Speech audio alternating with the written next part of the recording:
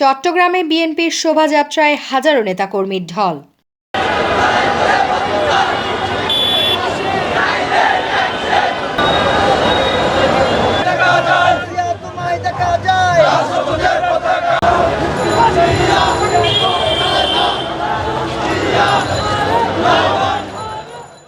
মহান বিজয় দিবস উপলক্ষে বাংলাদেশ জাতীয়তাবাদী শ্রমিক দল চট্টগ্রাম মহানগর পুনর্গঠনে থানা ওয়ার্ড ইউনিট সমন্বয় পরিষদের অন্যতম নেতা ডবলমুরিং থানা শ্রমিক দলের সভাপতি নজরুল ইসলাম মিয়াজির নেতৃত্বে বিজয় র্যালিতে অংশগ্রহণ করেন মাস্টার শফিকুর রহমান, আবু বকর সিদ্দিক তপন, মোহাম্মদ সেলিম, মোহাম্মদ জাকির হোসেন মিন্টু, মোহাম্মদ হারুন, মোহাম্মদ মোশাররফ, জাকির হোসেন, মোহাম্মদুল্লাহ, মোহাম্মদ ফারুক সহ শ্রমিক দলের প্রায় শতাধিক নেতাকর্মী।